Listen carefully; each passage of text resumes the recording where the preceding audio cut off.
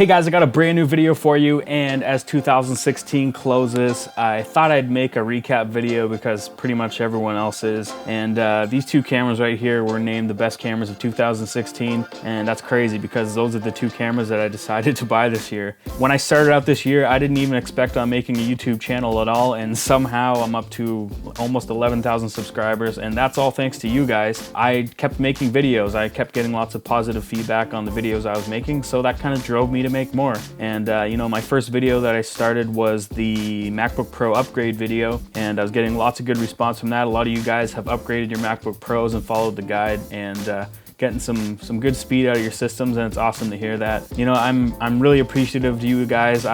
Again, I didn't really expect this channel to grow this much in 1 year, and it's been really awesome. It's been a good adventure, and it's a ton of friggin' work, and I have pretty much no free time anymore, but I really enjoy it, so it's been really awesome. So when I started out this year, I kind of was switching from Canon, which is also another reason why this channel has been able to bring new cameras to you guys, because I shot with Canon forever. I sold a lot of my Canon stuff. I've had a lot of Canon equipment, probably like $15,000 or $16,000 and stuff. I sold it all and I started buying new stuff, and that's why I was able to purchase these other cameras. So I came from I came from Canon, then to Sony, and I just couldn't get into the Sony system. The cameras are too awkward. They don't really work with the photographer in mind. They're just kind of computers with really good sensors, and they do take awesome photos, but I just found the actual process of taking photos not all that fun. That's when I started seeing the Fuji stuff coming out.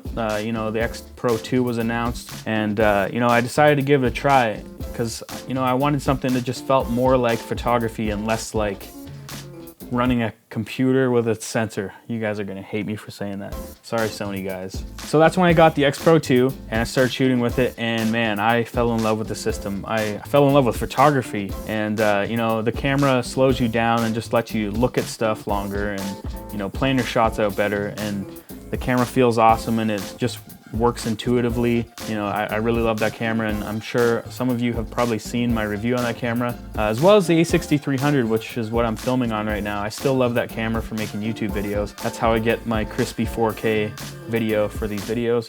And I also did a review for that camera. That was probably my first camera review that I did, and it's also a great camera. Let's talk about these two guys. So the D500 from Nikon was named #1 camera of the year, and then the X-T2 was ranked #2 camera of the year. Again, at the start of this year, I never expected to get into Fuji or even Nikon. I have never shot with Nikon. I just decided to take a chance because the specs were awesome, and it looked like something that could be really affordable. Fast autofocus, 4K video, high frame rate, lots of good features and stuff like that. And I bought the D500 and I shot with it a lot. I shot in the studio, I shot portraits, I shot events, shot a wedding. What else did I shoot with it? I shot some more event stuff, but you know, I really love this camera. It's an awesome DSLR, but at the same time, the X-T2 was announced. I love the X Pro 2 so much, I had to get it.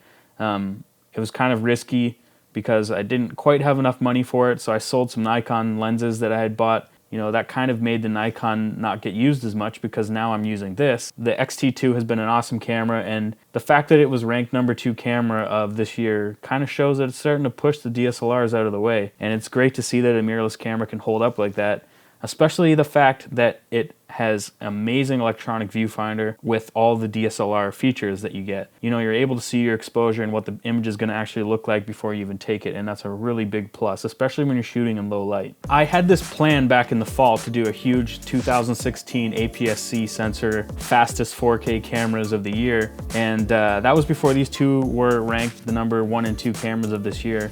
And you know, I started doing some video tests and photography tests, and I even threw the A6300 in there. But then Sony decided to drop the A6500 on us 8 months after the A6300 came out, and I kind of was like, should I really do this video with the shootout? Because now the A6300 isn't, you know, it's old news now because the A6500's out. I think what I'm going to do for this video, since it's a recap, is I'll show some head-to-head with these two cameras, and I'll even throw the A6300 into it. Obviously it's a way cheaper camera, but definitely holds its own and has a lot of the same features. So I didn't really focus too much on image quality or dynamic range because they're all awesome cameras. The D500 might be the best in that case, especially when it comes to low light photography. And yeah, I just want to show you guys what these three cameras can do, specifically these two cameras. So I think I'll jump into that now, and I'll stop talking. Okay, so for all these tests, each camera is going to be using its own native 50mm lens, except Fuji doesn't have one, so I'm going to be using the 50 to 140 at 50mm, and all the lenses will be set to f2.8. One thing I want you guys to notice is that the D500 has a 2.25 times crop when shooting 4K video, and it's not that great.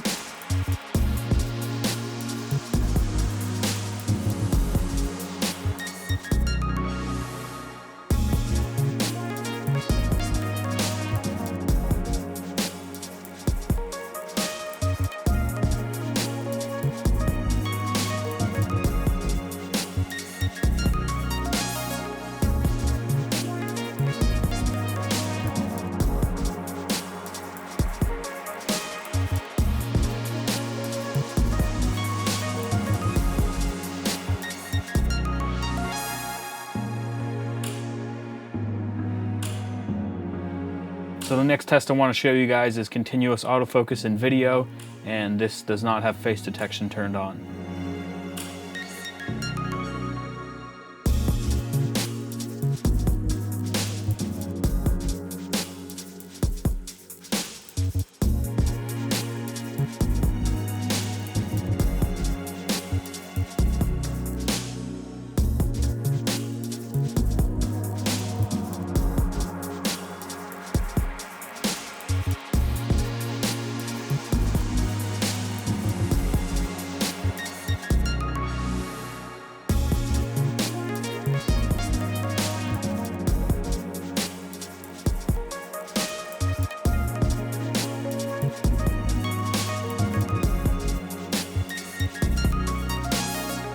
And when we get them all side by side, you can definitely see how bad the D500 is at continuous autofocus in video.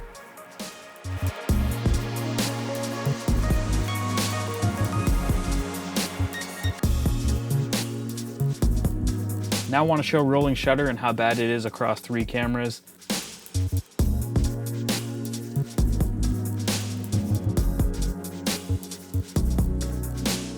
Definitely the D500 is the best here, and the A6300 is the worst.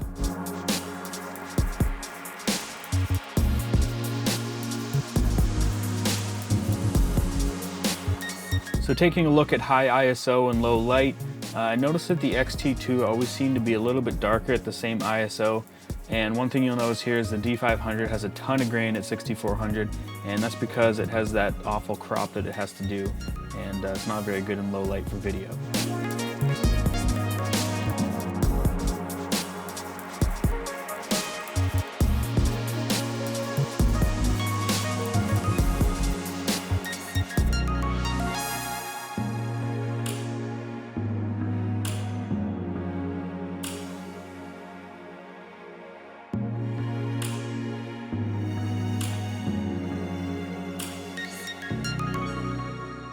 So this next test is just continuous autofocus in video, and you can see that the D500 really struggles here.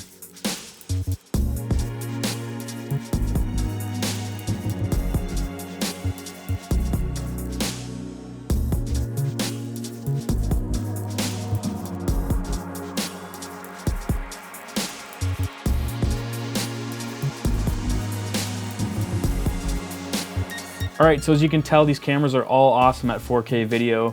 They all have their strengths and weaknesses, but let's move on to photography, and I just want to show you how well they focus. So single point autofocus across all 3 of these cameras. The X-T2 seems to be about the fastest, but that also could depend on the lens you use.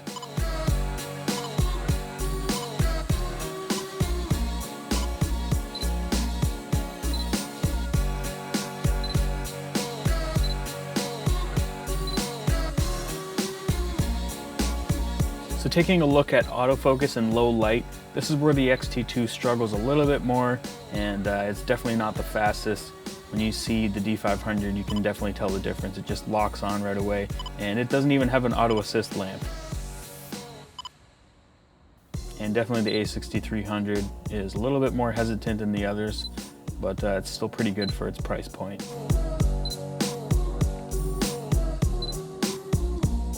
So all 3 cameras have a really fast, high continuous burst, and they also have really good continuous autofocus. So let's take a look at these tests.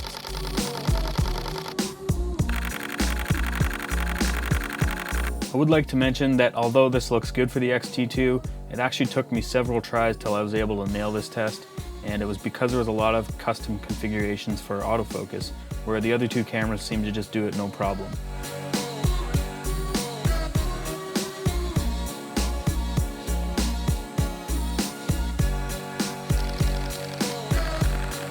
The key is making sure that you have the right custom mode set for the right situation you're shooting in, and then you won't have a problem.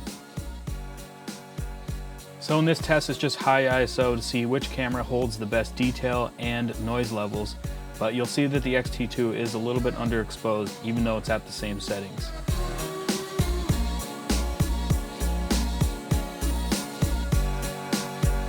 Then at 12,800, you can see that the A6300 actually starts losing detail and becomes mushy.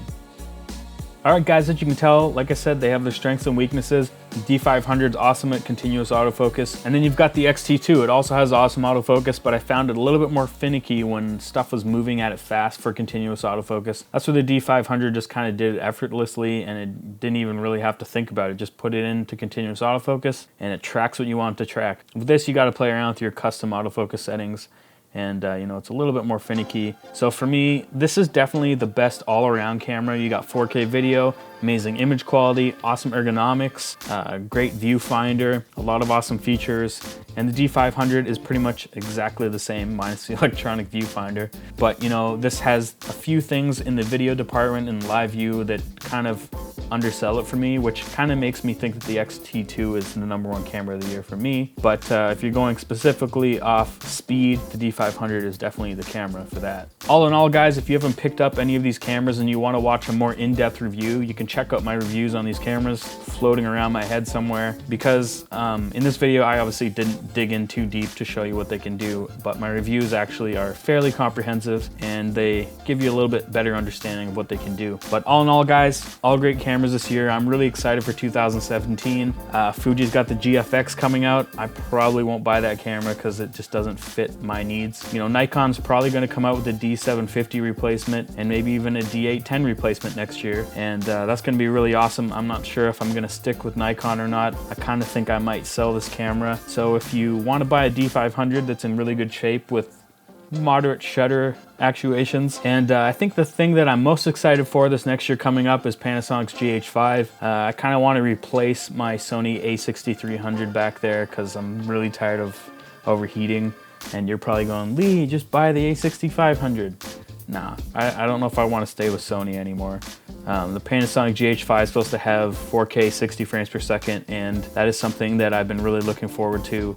And it's going to be the first camera that you can really afford that's going to offer that. So it's going to be really awesome. It's going to be a great year. My roommate moved out, so I got the whole entire place to myself. So I'm moving my office into his room, and I'm going to make a bunch of vlogs as I transform that into my new office, so you guys can kind of come along. And yeah, I got tons of videos filmed. I just got to put them together, and it's going to be a great year coming up. Maybe next year we'll hit 20,000 subscribers, who knows. Anyway, guys, thanks for watching. If you like this video, give it a thumbs up. If you disliked it, give it 2 thumbs down, and I'll see you next year. Peace.